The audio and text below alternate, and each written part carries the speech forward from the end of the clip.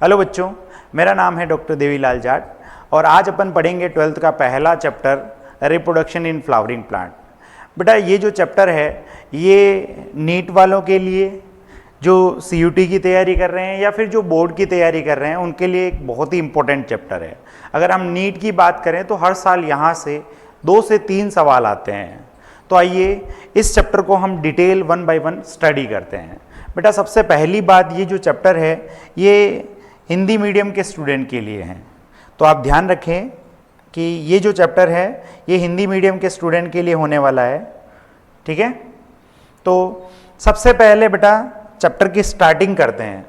तो चैप्टर की स्टार्टिंग से पहले कुछ बेसिक बातें जान लेते हैं। Reproduction in flowering plant.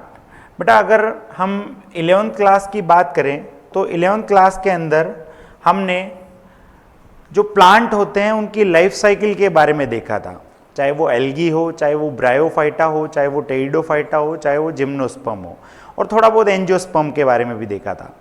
और एंजियोस्पर्म की जो लाइफ साइकिल है उसी को इस वाले चैप्टर के अंदर बहुत डिटेल से बताया गया है।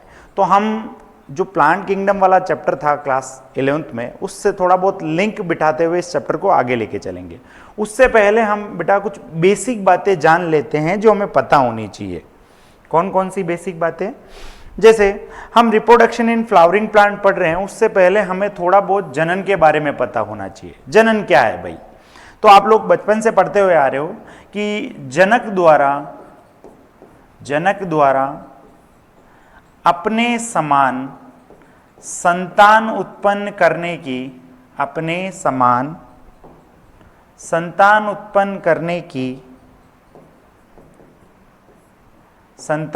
करने की जो प्रोसेस है बेटा, उस प्रोसेस को, उस प्रक्रिया को आप क्या कहोगे?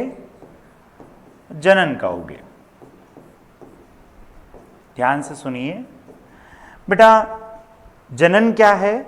तो जनक द्वारा अपने समान संतान उत्पन्न करने की जो प्रक्रिया है उसे हम जनन कहते हैं। ये हम बेसिक बचपन से पढ़ते हुए आ रहे हैं क्लास 8 से, तो इतना ज़्यादा कोई डिफिकल्ट नहीं है। लेकिन यहाँ ध्यान देने योग्य बात क्या है बेटा कि यहाँ पे एक छोटा सा टर्म आया है अपने समान। तो इसका क्या मतलब है सर? बेटा इसका मतलब ये है कि जिस प्रजाति का जनक होगा उसी प्रजाति का, मान लीजिए जिस प्रजाति का जनक होगा उसी प्रजाति की संतान होगी। यहां पे जो हमने परिभाषा में एक छोटा सा पॉइंट लिया है कि अपने समान संतान उत्पन्न करने की प्रक्रिया को हम जनन कहते हैं। तो अपने समान से मतलब यह है कि जिस प्रजाति का जनक होगा बेटा उसी प्रजाति की संतान होगी। यानी अगर जनक हाथी है तो उसके संतान हाथी ही पैदा होगी, अगर जनक गधा है तो उसके गधा ही पैदा होंगे, और अगर इंसान है तो उसके इंसान ही पैदा होंगे। ऐसा नहीं होगा कि इंसानों के गधे पैदा हो जाए, ऐसा पॉसिबल नहीं है, क्योंकि उसकी प्रजाति अलग है और इसकी प्रजाति अलग है। तो अपने समान का मतलब यह है बेटा कि जिस प्रजाति का जनक होगा उसी प्रजाति की संतान होगी। ठीक है, तो सर मुझे ये समझ में आ गया कि जनन क्या होता है, कि जनक द्वारा अपने समान संतान उत्पन्न करने की जो प्रक्रिया है उसे हम जनन बोलते हैं। बेटा अब ये जो जनन है आपको पता है कि ये 2 प्रकार के होते हैं। सर मुझे नहीं पता है, तो आइए 1 बाय 1 देखते हैं इसको कि ये जो जनन होता है बेटा, ये जनन 2 प्रकार का होता है। कौन कौन सा? तो बेटा एक होता है अलैंगिक और दूसरा होता है लैंगिक। आप लोग पहले से पढ़ते हुए आए होंगे बेटा, अलैंगिक को अपन इंग्लिश में एसेक्सुअल बोलते हैं और लैंगिक को अपन सेक्सुअल बोलते हैं। ठीक है, अगर हम हल्का फुल्का दोनों के बीच में अंतर देखें तो हमें कुछ बेसिक अंतर दिखाई देता है। क्या? देखिए, हमने कहा कि जनन 2 प्रकार का होता है। कौन कौन सा? तो अलैंगिक और लैंगिक। ठीक, जनन 2 प्रकार का होता है, अलैंगिक, एंड दूसरा जो होता है बेटा वो होता है लैंगिक। अलैंगिक और लैंगिक में अगर हम अंतर करना चाहें तो हमें कुछ बेसिक अंतर दिखाई देते हैं। जैसे आप लोगों ने पहले भी पढ़ा होगा बेटा, अलैंगिक जो जनन होता है उसमें सिर्फ एक जनक पार्टिसिपेट करता है, सिर्फ एक जनक होता है अलैंगिक में। अब वो नर भी हो सकती है या फिर मादा भी हो सकती है। मोस्टली केस में आपको मादा देखने को मिलेगी, लेकिन लैंगिक जनन में हमेशा 2 जनक होंगे। ठीक है, अब 2 जनक होंगे तो क्या सर दोनों नर होंगे या दोनों मादाएं होगी? नहीं बेटा, ऐसा कभी नहीं होगा कि दोनों सेम सेक्स के होंगे। दोनों के जो लिंग है वो अलग अलग होने चाहिए, यानी एक मेल होना चाहिए और दूसरा फीमेल होना चाहिए।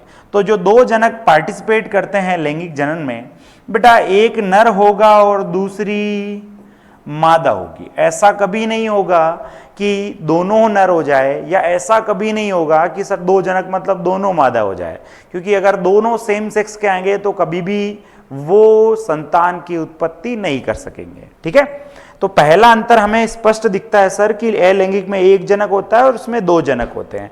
दूसरे की बात करें बेटा, तो यहां पर युग्मक निर्माण हो भी सकता है और नहीं भी हो सकता है, दोनों पॉसिबिलिटी है। लेकिन बेटा यहां पर युग्मक का निर्माण 100% है कि होगा। ठीक है, यहां 100% है कि क्या है बेटा? होगा। ठीक है, तीसरा बेटा, यहां पे युग्मक किसी में बन रहे हैं किसी में नहीं बन रहे हैं, तो 100% यहां पर युग्मक का संलयन नहीं होगा, यानी यहां पर कभी भी हमें निषेचन देखने को नहीं मिलेगा। लेकिन बेटा यहां पर हमें 100% है कि निषेचन देखने को मिलेगा। इसका मतलब यह है सर कि दुनिया में जहां कहीं पर भी अलैंगिक जनन हो रहा होगा वहां 1 जनक होगा और वहां कभी भी मुझे निषेचन देखने को नहीं मिलेगा। और दुनिया में जहां कहीं पे भी लैंगिक जनन हो रहा होगा वहां 100% मुझे निषेचन देखने को मिलेगा। इसका मतलब यह है सर कि दुनिया के अंदर किसी भी जीव में लैंगिक जनन होगा तो एक घटना मुझे 100% देखने को मिलेगी और वो घटना होगी निषेचन की। बिल्कुल बेटा, बिल्कुल सही सोच रहे हो आप। और इस निषेचन में क्या होगा सर? तो बेटा इसमें जो नर युग्मक है वो मादा युग्मक के साथ संलयन करेगा और नर युग्मक मादा युग्मक के साथ संलयन करके युग्मनज का निर्माण करेगा। किसका निर्माण करेगा बेटा? युग्मनज का निर्माण करेगा।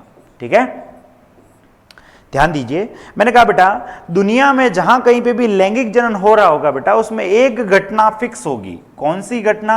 निषेचन वाली, जिसमें क्या होगा, नर युग्मक मादा युग्मक के साथ संलयन करेगा और युग्मनज का निर्माण करेगा। अब मैं आपसे बोलूं बेटा, ये नर युग्मक है और ये मादा युग्मक है, दोनों का संलयन हो रहा है। उससे पहले क्या हुआ होगा? क्या नर के अंदर नर युग्मक बना होगा, मादा के अंदर मादा युग्मक बना होगा? नर भाग दूर, नर भाग यहां है, मादा या भाग यहां है, दोनों दूर रह करके कभी संलयन कर सकते हैं क्या? नहीं। तो दोनों को पास पास आना पड़ेगा या कोई एक दूसरे के पास जाएगा, इसको हम बोलते हैं युग्मक स्थानांतरण। तो नर में नर युग्मक बना, मादा में मादा युग्मक बना, इसको हम युग्मक जनन बोल रहे हैं। और जब दोनों पास पास आए तो इसको हमने युग्मक स्थानांतरण बोला। और ये दोनों चीजें हमें निषेचन से पहले होते हुए दिखाई दे रही है। और बेटा जो चीजें निषेचन से पहले होते हुए दिखाई दे रही है उन घटनाओं को हम बोल लेंगे निषेचन पूर्व घटनाएं। निषेचन पूर्व घटनाएं। निषेचन पूर्व घटनाएं क्या होती है बेटा? निषेचन से पहले जो भी घटनाएं होती है उसे हम निषेचन पूर्व घटनाएं कहते हैं। ठीक है, तो अगर आपसे मैं बोलूं कि क्या क्या होते हुए आपको लग रहा है तो आप बोलोगे सर नर और मादा युग्मक बनते हुए मुझे दिखाई दे रहा है और ये निषेचन से पहले होगा। इसका मतलब निषेचन पूर्व घटनाओं में युग्मक निर्माण होगा। दूसरा आपको क्या होते हुए दिखाई दे रहा है तो आप बोलोगे सर नर के अंदर नर युग्मक बनाए, मादा के अंदर मादा युग्मक बनाए, दोनों दूर रह करके निषेचन नहीं कर सकते तो दोनों को पास पास आना पड़ेगा। इसके लिए मैं बोलूंगा कि उनमें युग्मक स्थानांतरण होगा। बेटा ये युग्मक का निर्माण और युग्मक का स्थानांतरण निषेचन से पहले होता है, इसीलिए हम इनको निषेचन पूर्व घटनाओं में पढ़ते हैं। जब दोनों पास पास आ जाएंगे तो दोनों का संलयन होगा, इसे हम निषेचन घटना में पढ़ते हैं। और बेटा जब निषेचन हो गया तो उसके बाद जो भी घटनाएं होगी उनको हम पढ़ते हैं निषेचन पश्चात घटनाओं में। निषेचन पश्चात घटनाओं में। बेटा निषेचन पश्चात घटनाओं में सबसे पहले आता है युग्मनज निर्माण, युग्मनज निर्माण। दूसरा आता है बेटा युग्मनज जो है वो आगे जाके भ्रूण बनाता है, तो भ्रूण का निर्माण। और बेटा एक बार भ्रूण बन गया तो यही भ्रूण आगे जाके हो सकता है एक संतति बनाए। अगर ये जंतुओं में हो रहा है तो एक संतति बनाएगा, और अगर ये पादप में हो रहा है बेटा तो बीज बनाएगा। तो मैं यहां पे या तो संतति लिख सकता हूं या फिर मैं यहां पर बीज लिख सकता हूं। ठीक है, तो बेटा दुनिया में कहीं पर भी लैंगिक जनन हो रहा होगा वहां 100% है कि ये तीन घटनाएं चलेगी ही चलेगी। बेटा निषेचन पूर्व घटनाएं जो है उसे हम प्री फर्टिलाइजेशन इवेंट बोलते हैं, प्री फर्टिलाइजेशन इवेंट। और बेटा निषेचन को आप फर्टिलाइजेशन इवेंट बोलते हो, फर्टिलाइजेशन इवेंट। और बेटा निषेचन पश्चात घटनाओं को आप पोस्ट फर्टिलाइजेशन इवेंट बोलते हो, पोस्ट फर्टिलाइजेशन इवेंट। ठीक है, तो दुनिया में कहीं पे भी लैंगिक जनन हो रहा होगा तो उसमें बेटा कुछ घटनाएं होगी। उसमें से जो मेन घटना है वो है निषेचन, जहां पे नर युग्मक मादा के साथ संलयन कर रहा है। मैंने आपसे बोला बेटा संलयन करने से पहले या नर और मादा युग्मक कहीं ना कहीं बने होंगे क्या? आपने कहा बिल्कुल सर, कहीं ना कहीं बने होंगे। और मैंने कहा नर में नर युग्मक बन गया, मादा में मादा युग्मक बन गया। इस युग्मक के निर्माण को हम युग्मक जनन कहते हैं। उसके बाद दोनों दूर रह करके निषेचन नहीं कर सकते तो दोनों को क्या करना पड़ेगा बेटा? पास पास आना पड़ेगा। क्या मैं इसको युग्मक स्थानांतरण बोल दूं क्या? तो आप बोलोगे सर बिल्कुल सही बोल रहे हो। और ये दोनों चीजें मुझे निषेचन से पहले होते हुए दिखाई दे रही है कि नहीं दे रही है? बिल्कुल सर, इसीलिए हम इनको किस में पढ़ते हैं? निषेचन पूर्व घटनाओं में। जब दोनों युग्मक निर्माण के बाद युग्मक स्थानांतरण होगा तो दोनों पास पास आ जाएंगे, तो दोनों के बीच में क्या होगी बेटा? निषेचन घटनाएं। और एक बार निषेचन हो गया तो उसके बाद जो जो घटनाएं होगी वो सारी की सारी निषेचन पश्चात घटनाओं के अंदर पड़ी जाएगी। तो दुनिया में कोई किसी भी जीव में अगर लैंगिक जनन हो रहा है तो ये तीन घटनाएं मुझे 100% देखने को मिलेगी, निषेचन पूर्व, निषेचन और निषेचन पश्चात घटनाएं। ठीक है बेटा, यहां तक मेरे हिसाब से आपको समझ में आया होगा। अब क्योंकि हम ये जो लैंगिक जनन है ये एंजियोस्पर्म के अंदर पढ़ रहे हैं, यानी पुष्पी पादपों में पढ़ रहे हैं बेटा, तो हम इस चैप्टर में क्या क्या पढ़ेंगे उसकी थोड़ी सी रूपरेखा बना लेते हैं। बेटा मैंने अभी आपको कुछ बेसिक बातें बताई, जनन क्या होता है और जनन कितने टाइप के होते हैं। उसके बाद मैंने आपको डिटेल में बताया लैंगिक जनन जो पढ़ते हैं उसमें कौन कौन सी घटनाएं आती है। ठीक है, जिसमें आपने कहा कि सर मेन इवेंट फर्टिलाइजेशन यानी निषेचन है, उससे पहले जो भी होगा वो निषेचन पूर्व और उसके बाद जो भी होगा उसे निषेचन पश्चात बोलेंगे। जैसे एग्जाम्पल के तौर पे बेटा जब किसी की शादी होती है तो उसे हम वेडिंग बोलते हैं। ठीक है, और वेडिंग से पहले जब दूल्हा दुल्हन किसी सुनसान जगह पे जाते हैं एक फोटोग्राफर को लेके, तो वो क्या करवाते हैं बेटा? क्या वो प्री वेडिंग शूट कहलाता है? बिल्कुल। तो शादी से पहले जो शूट हुआ उसे प्री वेडिंग बोल रहे हैं, शादी वाले दिन वेडिंग शूट, और उसके बाद जो दूल्हा दुल्हन अपनी सेल्फी डालते रहेंगे उसे हम पोस्ट वेडिंग बोल सकते हैं बेटा। ऐसा ही बेटा मेन इवेंट फर्टिलाइजेशन निषेचन है, उससे पहले जो होगा निषेचन पूर्व, उसके बाद जो होगा वो निषेचन पश्चात। तो बेटा इस चैप्टर में हमें क्या क्या पढ़ना है, आइए उसकी रूपरेखा बनाते हैं। तो सबसे पहले तो सर हमें इसमें लैंगिक जनन के बारे में पढ़ना है। तो पुष्पी पादपों में हम सर पहले तो लैंगिक जनन के बारे में पढ़ेंगे। और बेटा पुष्पी पादपों में जब आप लैंगिक जनन के बारे में पढ़ोगे तो नो डाउट आपको तीन घटनाएं तो पढ़नी ही पड़ेगी।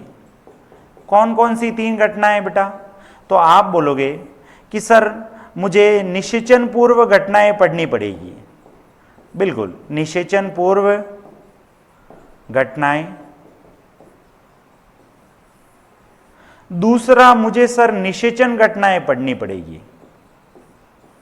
और तीसरा मुझे निषेचन पश्चात घटनाएं पढ़नी पड़ेगी, निषेचन पश्चात घटनाएं पढ़नी पड़ेगी। बेटा इसमें आप क्या क्या पढ़ोगे, तो अभी आपने बताया था कि युग्मक का निर्माण कैसे होता है, तो युग्मक निर्माण पढ़ोगे या युग्मक जनन के बारे में पढ़ोगे। बेटा युग्मक का निर्माण नर में भी होता है और मादा में भी होता है, तो दोनों के बारे में डिटेल से पढ़ेंगे। उसके बाद बेटा दूसरा हम पढ़ेंगे कि किस प्रकार से युग्मक का स्थानांतरण होता है, क्योंकि हम लैंगिक जनन पुष्पी पादपों में पढ़ रहे हैं, तो यहां पर युग्मक के स्थानांतरण को दर्शाने के लिए एक टर्म दिया गया है जिसे हम परागण कहते हैं। बेटा ये युग्मक स्थानांतरण ही है, बट इसको पुष्पी पादपों में अलग से बताने के लिए परागण नाम दे दिया गया है। ठीक है, फिर निषेचन में क्या होता है, दोनों का संलयन होता है, उसके बारे में पढ़ेंगे। और निषेचन पश्चात घटनाओं में हमें पुष्पी पादपों में सबसे पहले युग्मनज का निर्माण कैसे होता है उसके बारे में पढ़ना है। उसके बाद बेटा ये जो युग्मनज है उसके साथ साथ ही यहाँ पर भ्रूणपोष बनता है। ये भ्रूणपोष एक नई अलग संरचना है जिसके बारे में हमने बेसिक के अंदर नहीं पढ़ा था, क्योंकि ये पादप में विशेष तौर पे बनती है, अलग से बनती है, इसीलिए हमने वहां पे इसके ऊपर ध्यान नहीं दिया था। बेटा तीसरा हमें पढ़ना है कि ये युग्मनज किस प्रकार से भ्रूण का निर्माण करता है, तो भ्रूण निर्माण। चौथा बेटा हमें पढ़ना है कि यही भ्रूण आगे जाके किस प्रकार से बीज का निर्माण करता है, और इसी बीज के ऊपर हमें फल देखने को मिलता है, तो फल का निर्माण कैसे होता है। तो ये कुछ टॉपिक हमें इस पॉइंट के अंदर कवर करने हैं। पहला पॉइंट हमें लैंगिक जनन की सारी घटनाएं पढ़नी है। दूसरा बेटा हमें पढ़ना है इसके अलावा कुछ और टर्म्स के बारे में, जैसे बहुभ्रूणता क्या होती है, तो उसके बारे में पढ़ेंगे बेटा। उसके अलावा बेटा इसके अलावा हम पढ़ेंगे बेटा असंग जनन क्या होता है, असंग जनन। तो ये एक रूपरेखा हो गई चैप्टर की कि हमें पढ़ना क्या क्या है। बेटा ध्यान रखना, बायो में लंबे समय तक याद रखने के लिए आपको एक इंपॉर्टेंट काम करना है। क्या इंपॉर्टेंट काम करना है सर, कि चैप्टर को आपको कुछ पार्ट्स में तोड़ना है। अगर आप एक साथ पूरा चैप्टर याद रखना चाहोगे तो वो आपके टिप्स पे नहीं होगा, लेकिन उसको आप ब्रेक डाउन कर दोगे छोटे छोटे पार्ट्स में, तो आप उसको लंबे समय तक याद रख सकते हो। इस बात को ध्यान रखना। और इसी के साथ अपन इस चैप्टर को धीरे धीरे आगे बढ़ाएंगे बेटा। तो स्टार्ट करते हैं हम हमारे पहले टॉपिक से, पुष्पी पादपों में लैंगिक अंग। बेटा ये जो अभी हमने पीछे वाली स्लाइड में देखा था कि हमें पढ़ना क्या क्या है, ये सारी की सारी घटनाएं आपको पुष्पी पादप में एक विशेष जगह होती हुई दिखाई देगी। उस विशेष जगह को हम क्या बोलेंगे बेटा, पुष्पी पादपों का लैंगिक अंग, या आवृत बीजी पादपों में जो लैंगिक अंग होता है, जहां पर लैंगिक जनन संपन्न होता है, वो क्या है उसके बारे में हम इस टॉपिक के अंदर देखेंगे। ठीक है, चलिए बेटा स्टार्ट करते हैं। तो पहली कुछ बातें आपको याद रखनी है कि चैप्टर जो है वो क्या है, पुष्पी पादपों में लैंगिक जनन। अब चाहे तो मैं पुष्पी पादप बोल लूं बेटा, चाहे मैं आवृत बीजी पादप बोल लूं, दोनों बातें सेम है। या इसी को इंग्लिश में मैं एंजियोस्पर्म बोल लूं, ये सारी बातें सेम है बेटा। ये जो एंजियोस्पर्म होते हैं, मान लीजिए मैं यहां पे एक प्लांट का डायग्राम बनाऊं आपके सामने, तो इस आवृत बीजी पादप के अंदर मुझे कुछ अंग दिखाई देंगे, जैसे मुझे जड़ें दिखाई देगी, मुझे तना दिखाई देगा, मुझे पत्तियां दिखाई देगी, और उसके साथ साथ मुझे फ्लावर फूल दिखाई देगा बेटा। तो आवृत बीजी पादप जो होते हैं, जो एंजियोस्पर्म होते हैं बेटा, उनके अंदर लैंगिक जनन इसी विशेष अंग में होता है। ठीक है, तो आवृत बीजी पादपों में जो लैंगिक अंग होता है उसे हम क्या कहते हैं बेटा, पुष्प कहते हैं, फ्लावर कहते हैं। ठीक है, तो हमें कुछ बातें इस फ्लावर के बारे में जान लेनी चाहिए। क्या क्या बातें जान लेनी चाहिए सर, तो आइए वन बाय वन देखते हैं। सबसे पहली बात बेटा, ये जो फ्लावर है, ये जो फ्लावर है बेटा, इसमें सबसे पहली बात हम ये लिख सकते हैं कि ये पुष्पी पादपों का लैंगिक जनन अंग है, लैंगिक जनन अंग है। ठीक है, दूसरी बात बेटा, अगर आप एक प्लांट के पास जा रहे हो, अगर आप गुलाब के पौधे के पास जा रहे हो तो इसका कारण उसकी पत्ती, उसके कांटे, उसका तना नहीं है, ना ही उसकी जड़ है।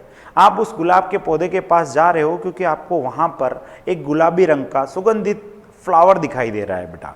तो इसका मतलब यह है कि जो आवृत बीजी पादप होते हैं, हम उनकी तरफ आकर्षित होते हैं, उसका मेन कारण है उनके पुष्प का होना। तो जब आप एनसीईआरटी खोलते हो बेटा तो वहां पे हेडिंग में लिखा हुआ है पुष्प आवृत बीजी पादपों का आकर्षक अंग। तो यही बात हम यहां लिख देते हैं कि पुष्प आवृत बीजी पादपों का, आवृत बीजी पादपों का आकर्षक अंग होता है बेटा, आकर्षक अंग होता है। ठीक है, अगली बात हम देखें बेटा, तो अगली बात हमें क्या देखने को मिलती है, क्या देखने को मिलती है सर, कि अगर आप इस पुष्प को देखो तो एक छोटे से पार्ट में बेटा आपको बहुत सारी चीजें दिखाई देती है। अगर आप ध्यान से देखो तो इस छोटी से स्ट्रक्चर के अंदर आपको अलग अलग टाइप के अरेंजमेंट दिखाई दे रहे हैं, अलग अलग टाइप की संरचना दिखाई दे रही है। तो आकार में आपको आश्चर्यचकित करने वाला लगेगा कि नहीं लगेगा। और यही जो पुष्प है बेटा, इसी के ऊपर, इसी के अंदर, अभी ये मान लीजिए पुष्प है, अभी इसमें नर और मादा युग्मक है, लेकिन कुछ समय बाद यही पुष्प आगे जाके एक फल में कन्वर्ट हो जाएगा, एक बीज में कन्वर्ट हो जाएगा। तो इसका मतलब यह है सर कि इसके अंदर बहुत ही आश्चर्यचकित करने वाली भ्रूणीय विज्ञान चल रही है, भ्रूणीय जनन हो रहा है। तो इसीलिए एनसीईआरटी भी ये बात बोलती है कि पुष्प जो है, फ्लावर जो है बेटा, पुष्प जो है वो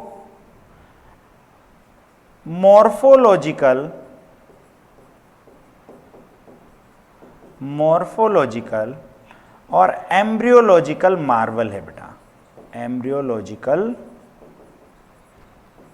मार्वल है।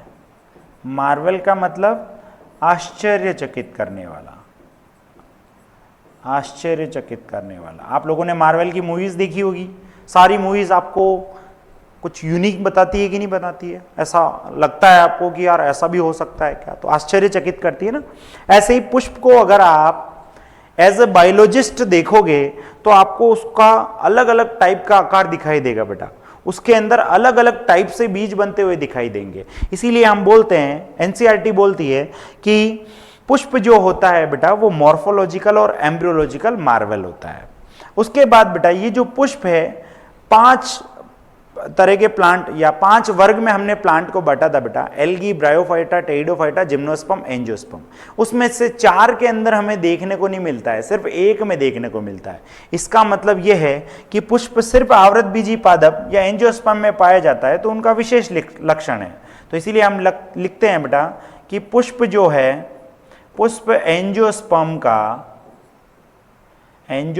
का विशेष लक्षण है। बेटा ये जो पुष्प है इसका निर्माण जो है वो शूट से होता है। शूट क्या होती है सर? आइए ध्यान दीजिए, इधर समझिए बेटा। जमीन से नीचे ये जो हिस्सा है इसको हम रूट बोलते हैं और जमीन से ऊपर वाले को शूट बोलते हैं। मान लीजिए एक शाखा निकली हुई है बेटा, आपको पता है कि शाखा जो होती है उसमें बीच बीच में नोड पाए जाते हैं और इन नोड के बीच की जो दूरी होती है उसे हम इंटरनोड कहते हैं बेटा।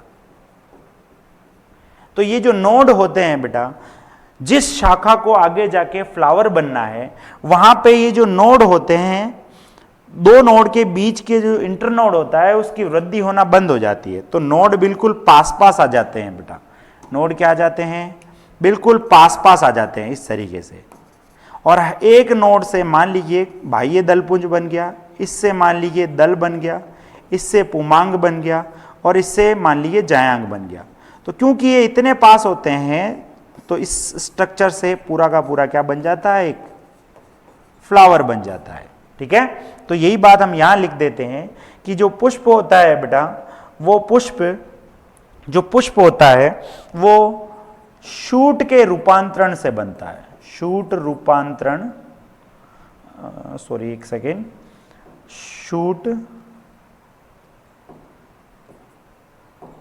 शूट रूपांतरण से बनता है। ठीक है, ध्यान दीजिए बेटा। तो मैंने आपको यहां पे कुछ बेसिक बातें बताई। क्या बताई? मैंने कहा बेटा आवृतबीजी पादपों में आप लैंगिक जनन पढ़ रहे हो, लेकिन पहले ये तो समझो कि वो हो कहां रहा है। तो उसको समझाने के लिए मैंने यहाँ पे कुछ पार्ट बताया। मैंने कहा बेटा एक आवृतबीजी पादप जो है उसमें बहुत सारे पार्ट होते हैं, उसमें से एक पार्ट होता है फ्लावर, और उसी फ्लावर के अंदर हमें लैंगिक जनन होते हुए दिखाई देगा। तो हमने कहा कि चाहे तो आप पुष्पी पादप बोल दो, क्योंकि सिर्फ आपको आवृतबीजी पादपों के अंदर ही पुष्प देखने को मिलता है। चाहे आप आवृतबीजी पादप बोल दो, चाहे आप एंजियोस्पर्म बोल दो, सारी बातें एक ही है। उनके अंदर लैंगिक जनन अंग के रूप में क्या पाया जाता है? पुष्प पाया जाता है। अब पुष्प के बारे में यहाँ पे कुछ बातें मैंने बताई है जो आपको अच्छे से याद रखनी है। जैसे पुष्पी पादपों में ये लैंगिक जनन अंग होता है। दूसरा बेटा पुष्प जो है वो आवृतबीजी पादपों का एक आकर्षक अंग है। उसके बाद बेटा अगर आप एज ए बायोलॉजिस्ट पुष्प को देखते हो तो आपको अलग अलग टाइप की संरचनाएं देखने को मिलती, और उसके अंदर अलग अलग पुष्प में अलग अलग प्रकार से बीज बनते हुए दिखाई देता है। इसीलिए हम बोलते हैं पुष्प मॉर्फोलॉजिकल और एम्ब्रियोलॉजिकल मार्वल होता है। उसके बाद बेटा ये जो पुष्प होता है वो एंजियोस्पर्म का विशेष लक्षण होता है, क्योंकि ना एल्गी में पाया जाता है, ना ब्रायोफाइटा में, ना टेरिडोफाइटा में, ना जिम्नोस्पर्म में। ये सिर्फ और सिर्फ एंजियोस्पर्म में देखने को मिलता है, इसीलिए उसका विशेष लक्षण होता है। और इसका निर्माण कैसे होता है? शूट के रूपांतरण से इसका निर्माण होता है। अब इसके अंदर लैंगिक जनन कैसे होता है उसको पढ़ने से पहले हम इसको थोड़ा डिटेल में पढ़ लेते हैं बेटा। तो पुष्प की संरचना को अगर आप देखोगे तो आपको दिखाई देगा बेटा कि जो पुष्प होता है उसमें 4 भाग होते हैं बेटा। कौन कौन से? तो अगर हम ध्यान से देखें तो हमें 4 भाग कौन कौन से दिखाई देंगे? सबसे पहले दिखाई देगा हमें बाह्य दल। बेटा इंग्लिश में इसको कैलेक्स बोलते हैं। उसके बाद जो आपको रंग बिरंगा भाग दिखाई देगा उसको बोलेंगे हम बाह्य दल पुंज, और जो रंग बिरंगा भाग दिखाई देगा उसे हम बोलेंगे बेटा दल पुंज। इसको हम इंग्लिश में कोरोला बोलते हैं बेटा। फिर उसके बाद आपको जो नर भाग दिखाई देगा पुष्प के अंदर उसे हम क्या कहेंगे बेटा? उसको कहेंगे पुमांग। इंग्लिश में इसको बोलेंगे एंड्रोशियम। और बेटा लास्ट में आपको पुष्प में जो मादा भाग दिखाई देगा उसे हम क्या कहेंगे? जायांग कहेंगे। और बेटा इंग्लिश में उसको बोलेंगे गाइनोशियम। ध्यान दीजिए इधर, ये वाले पार्ट हमें दिखाई देंगे। अगर मैं यहां पे डायग्राम बनाऊं बेटा फ्लावर का, वैसे तो पीछे हमें अच्छे से दिखाई दे रहा है, तो हम पहले इसी को देख लेते हैं। ये एनसीईआरटी का डायग्राम है बेटा, ध्यान से देखिए। चलिए पहले मैं आपको अपना एक डायग्राम बना के वही दिखा देता हूं। देखिए बेटा, मान लीजिए ये एक नीचे फूला हुआ सा पार्ट है। ये जो फूला हुआ सा पार्ट है, इस फूले हुए पार्ट में सारे के सारे पुष्प के अंग आके जुड़ते हैं। इस वाले भाग को हम बोलते हैं पुष्पासन। जो फूला हुआ पार्ट है जहां पर सारे के सारे अंग आके जुड़ते हैं उसको पुष्पासन बोलते हैं। बेटा इस पुष्पासन से आपको हरे रंग की पत्ती जैसी संरचना दिखाई देगी जो यहां से निकल रही है बेटा। पत्ती जैसी संरचना दिखाई देगी। इस पत्ती जैसी संरचना को मिलाकर हम बोलते हैं बाह्य दल पुंज। यानी ये सारी पत्ती जैसी संरचना है, सबको मिला ले तो बाह्य दल पुंज। एक को आप बोलोगे बेटा बाह्य दल। इसको क्या बोलोगे? बाह्य दल। उसके बाद बेटा जो इसके अंदर कलरफुल पार्ट होता है, जैसे एग्जाम्पल के तौर पे मान लीजिए इस कलर का फ्लावर है। ये जो कलरफुल पार्ट होता है फ्लावर के अंदर, ऐसे एक नहीं होंगे, बहुत सारे होंगे। तो बहुत सारों को मिला लिया जाए तो हम बोलते हैं दलपुंज। लेकिन एक जो होगा बेटा उसको आप या तो दल बोलोगे या फिर इसको पंखुड़ी बोलोगे। या तो दल बोलोगे या क्या बोलोगे बेटा? पंखुड़ी बोलोगे। क्लियर है क्या इतनी बात मेरी? आया ना? चलिए उसके बाद बेटा यहां पे आता है, अरे एक सेकेंड, उसके बाद बेटा यहां पे आता है नर भाग। तो जितने भी नर भाग होते हैं उन सबको मिला ले बेटा तो उसको हम पुमांग कहते हैं। लेकिन एक जो यूनिट होगा उसे हम क्या कहेंगे बेटा? पुंकेसर कहेंगे। पुंकेसर। और उसके बाद जितने भी मादा भाग होते हैं उन सबको मिला ले तो हम स्त्री केसर कहेंगे। लेकिन एक जो होगा उसे हम अंडप कहेंगे। एक को क्या कहेंगे हम, मान लीजिए एक है तो इसको आप अंडप बोलोगे। बेटा अंडप का मतलब होता है कार्पल। कई बार हम इसको स्त्री केसर भी बोल देते हैं, अंडप बोल लेते हैं या स्त्री केसर। स्त्री केसर का मतलब है पिस्टिल। लेकिन पिस्टिल और कार्पल दोनों में अंतर है। क्या अंतर है, तो आइए थोड़ा सा उसके बारे में देख लेते हैं। देखिए मान लीजिए ये एक पुष्प है बेटा, इस पुष्प के अंदर आपको ये एक अंडप दिखाई दे रहा है, यानी एक कार्पल दिखाई दे रहा है और एक दूसरा कार्पल दिखाई दे रहा है। इसी तरीके से इसके पास एक और कार्पल है, दो का जोड़ा है, इधर भी दो का जोड़ा है। तो ये अगर हम इनको एक एक मान के देखें, अगर हम इनको एक एक मान के देखें तो बेटा ये एक अंडप है, ये दूसरा अंडप है, ये तीसरा अंडप है और ये चौथा अंडप है। यानी इस फ्लावर में टोटल 4 कार्पल है। लेकिन बेटा इनका जो ग्रुप होगा उस ग्रुप को आप क्या बोलोगे, पिस्टिल बोलोगे। उस ग्रुप को आप क्या बोलोगे बेटा, पिस्टिल।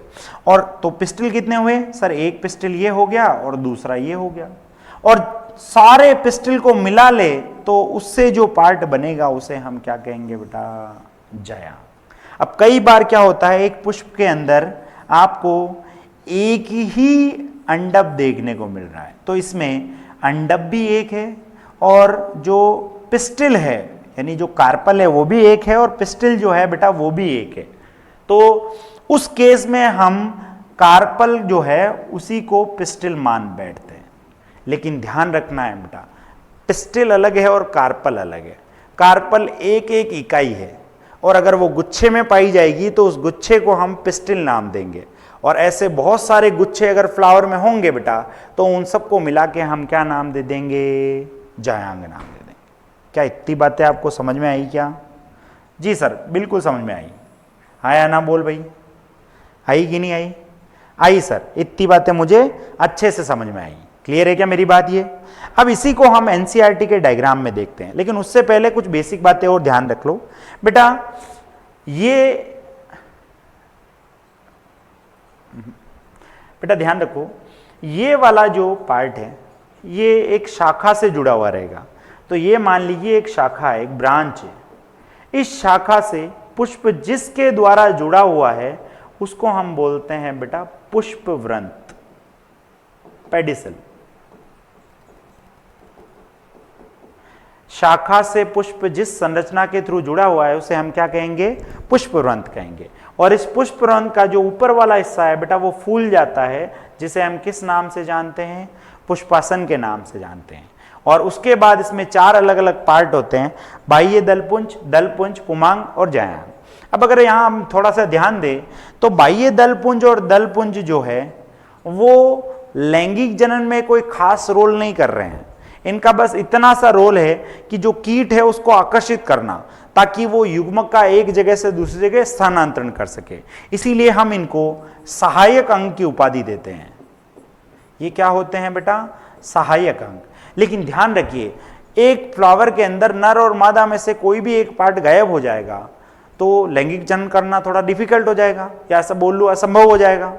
ठीक है, अगर आसपास और कोई दूसरा प्लांट नहीं है, वही एक प्लांट है, तो फिर उसमें से अगर सारे पुष्प में से नर या मादा में से कोई एक भाग चला गया तो लैंगिक जनन नहीं हो पा गया। तो इसीलिए हम इन दोनों को लैंगिक जनन के नजरिए से बहुत ही इंपॉर्टेंट स्ट्रक्चर मानते हैं और इसीलिए इनको आवश्यक अंग की उपाधि देते हैं, क्योंकि अगर ये नहीं होंगे तो लैंगिक जनन संभव नहीं है बेटा। क्लियर है क्या मेरी बात? अब सर बाह्य दलपुंज, दलपुंज, पुमांग, जायांग किस किस से मिलके बने हैं? तो इसके लिए बेटा हम एक छोटी सी टेबल बना लें जिसमें हम देखें कि कौन कौन सा पार्ट क्या क्या है। तो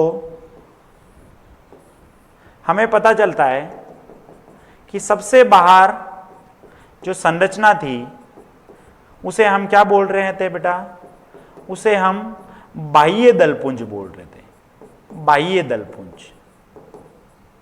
बेटा ये जो बाह्य दलपुंज है ये किससे मिलके बना होगा, बाह्य दल से मिलके बना होगा। दूसरा बेटा जो संरचना थी वो थी दलपुंज, और ये दलपुंज किससे मिलके बना था बेटा, ये दल से मिलके बना था। तीसरी जो संरचना थी बेटा वो था पुमांग, और ये पुमांग किससे मिलके बना है, पुंकेसर से मिलके बना है। और चौथी संरचना जो थी बेटा वो थी जायांग, और ये जायांग किससे मिलके बना है, स्त्रीकेसर या अंडप से, स्त्रीकेसर या फिर अंडप। हालांकि कब कौन सा टर्म यूज करना है ये मैंने आपको अच्छे से बता दिया है, ठीक है। तो ये 4 संरचना होती है और ये इनकी इकाई होती है। आइए अपन वन बाय वन प्रैक्टिकली इन चीजों को देखते हैं। तो मेरे पास 2 फ्लावर है। सबसे पहले इस फ्लावर को देखिए बेटा, दिख रहा है क्या सही से? हाँ, इस फ्लावर को देखिए। अगर आप इस फ्लावर को ध्यान से देखोगे तो इस फ्लावर में आपको ये जो ग्रीन ग्रीन पार्ट दिखाई दे रहा है नीचे की तरफ, ये वाला, तो ये ग्रीन ग्रीन पार्ट जो है बेटा, इस ग्रीन ग्रीन पार्ट को मिला करके हम क्या बोलते हैं, बाह्य दलपुंज बोलते हैं। अगर इसमें एक की बात करेंगे बेटा तो उसको हम बाह्य दल बोलेंगे। फिर उसके बाद आपको ये जो येलो कलर के स्ट्रक्चर दिखाई दे रहे हैं, ये सारे जो मैंने अभी निकाले हैं, ये सारे के सारे बेटा मिला ले तो इनको हम क्या बोलेंगे, दलपुंज। लेकिन इसमें से मैं एक को निकाल लूं, ये एक को मैंने निकाल लिया इस फ्लावर में से, तो इसको आप क्या बोलोगे बेटा, दल बोलोगे या फिर पंखुड़ी बोलोगे। ध्यान दीजिए, ये दल होगा या फिर पंखुड़ी होगी, ठीक है। इस फ्लावर में से मैंने बेटा ये जो कलरफुल वाला पार्ट निकाला है इसको आप पंखुड़ी बोलोगे, और ये सारे मिला लिए जाए तो इसको आप क्या नाम दोगे, इसको आप दलपुंज नाम दोगे। तो अगर इस फ्लावर से मैं सारे के सारे दलपुंज को हटा लूं तो फिर मुझे इस फ्लावर में नर भाग दिखाई देगा, और वो जो नर भाग होगा बेटा, उस नर भाग को सबको मिला करके मैं क्या कहूँगा, सबको मिला ले तो हम इसको पुमांग बोलेंगे बेटा। अगर आप ध्यान से देख पा रहे हो इसको, तो ये पुमांग है। इन पुमांगों को हटा लूँ मैं, या फिर इनकी एक इकाई के बारे में बताऊं आपको, तो जो एक इकाई होती है बेटा उसको आप पुंकेसर बोलते हो। क्या बोलते हो, पुंकेसर। और ऐसे बहुत सारे होंगे तो उसको आप पुमांग बोलोगे। इसी तरीके से ये जो फ्लावर होता है बेटा, इस फ्लावर के अंदर यहाँ पर इस जगह पे ये जो आपको दिखाई दे रहा है, ये वाला जो पार्ट होता है इसको हम जायांग बोलते हैं बेटा, ठीक है। फिर उसके बाद एक और फ्लावर मेरे पास है, ये वाला। अगर इस फ्लावर को आप ध्यान से देखो तो ये डंडी दिखाई दे रही है आपको। ये जो डंडी होती है इसी के थ्रू वो ब्रांच से जुड़ा हुआ रहता है। इस डंडी को हम पुष्पवृंत बोलते हैं। और अगर आप ध्यान से देख पा रहे हो तो ये जो डंडी है इसका ये वाला पार्ट जो है ये फूला हुआ है। एक मिनट,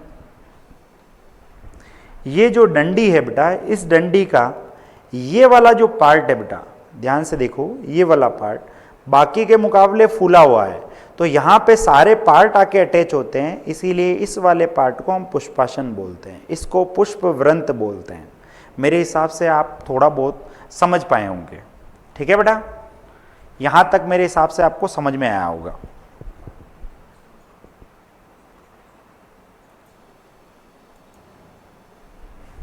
हाँ बेटा, तो मेरे हिसाब से आप यहाँ तक समझ पाए होंगे। अब एनसीईआरटी ने एक डायग्राम दे रखा है, अगर हम उसको ध्यान से देखें तो ये जो हमें दिखाई दे रहा है ये वाला पार्ट, ये क्या हो जाएगा बेटा, ये पुष्पवृंत हो जाएगा। और ये देखो, ये जो फुला हुआ पार्ट है जिसमें सारे पार्ट आके अटैच हो रहे हैं, इस वाले पार्ट को हम क्या बोलेंगे, पुष्पासन बोलेंगे, पुष्पासन बोलेंगे बेटा। पुष्पवृंत को इंग्लिश में पेडिसल बोलते हैं और पुष्पासन को हम थैलेमस बोलते हैं। अब उसके बाद बात देखें तो ये आपको ये जो देखो ग्रीन ग्रीन से पार्ट दिखाई दे रहे हैं, इसमें से एक जो होगा उसे आप क्या बोलोगे, बाह्य दल बोलोगे। क्या बोलोगे बेटा, बाह्य दल। और इंग्लिश में हम इसको बोलेंगे सेपल। ऐसी जो कलरफुल पार्ट आपको दिखाई दे रहा है ये, तो इसको हम क्या बोलेंगे बेटा, इसको हम बोलेंगे दल, और इंग्लिश में इसको बोलेंगे पेटल। फिर उसके बाद आपको ये बहुत सारे नर भाग दिखाई दे रहे हैं बेटा, इसमें से एक नर भाग जो होगा उसे आप क्या बोलोगे बेटा, इस एक नर भाग को आप बोलोगे पुंकेसर। एक नर भाग को पुंकेसर बोलोगे। ऐसे ही ये जो स्त्री वाला भाग दिखाई दे रहा है, ध्यान दीजिए बेटा, ये वाला, अरे ये वाला भाग जो आपको दिखाई दे रहा है, जो मैंने ये वाला भाग बेटा स्त्री वाला भाग है। इसको हम क्या बोलते हैं, क्योंकि इस फ्लावर में एक ही है तो इसी को तो आप जायांग बोल दो, और वैसे एक से ज्यादा होते हैं तब आप इसको क्या बोलते हैं बेटा, स्त्री केसर बोलते हैं। क्योंकि यहां पे एक ही है तो हम इसी को जायांग, इसी को स्त्री केसर बोल देते हैं। और यहां नर भाग बहुत सारे हैं बेटा, तो सबको मिला के हम बोलेंगे पुमांग, और एक को क्या बोलेंगे, पुंकेसर। अब अगर आप हिंदी वाली एनसीईआरटी पढ़ोगे तो बेटा यहां पे छोटी सी मिस्टेक कर रखी है। इसको तो बता रखा है, जो दल है उसको बता रखा है पुंकेसर, और पुंकेसर को बता रखा है दल। ये शायद थोड़ा सा ऊपर नीचे कर रखा है, तो आप देख लेना जो मैंने ये बताया है ये बिल्कुल करेक्ट है, तो आप इससे उसमें जो भी करेक्शन है उसको चेंज कर लेना। ठीक है बेटा, आइए ये सारी बातें जानने के बाद हम स्टार्ट करते हैं कि किस प्रकार से पुष्पी पादपों के अंदर लैंगिक जनन होता है। अभी तक हमने क्या पढ़ा है, हमने ये पढ़ा है कि हमें पढ़ना क्या क्या है। उसके बाद हमने ये देखा है कि ये सारी चीजें जो हमें पढ़नी है ये पुष्पी पादपों में कहाँ हो रही है। तो हमने कहा था कि ये पुष्प के अंदर हो रही है, और पुष्प जो होता है वो क्या होता है उसके बारे में ये सारी बातें मैंने यहाँ डिटेल से बता दी है। तो अब हम स्टार्ट करेंगे कि किस प्रकार से तीनों घटनाएं होती है। तो सबसे पहले हम पढ़ेंगे बेटा निषेचन पूर्व घटनाओं के बारे में। तो आइए चलते हैं निषेचन पूर्व घटनाओं के बारे में। तो हमें सबसे पहले पढ़ना है बेटा निषेचन पूर्व घटनाओं के बारे में।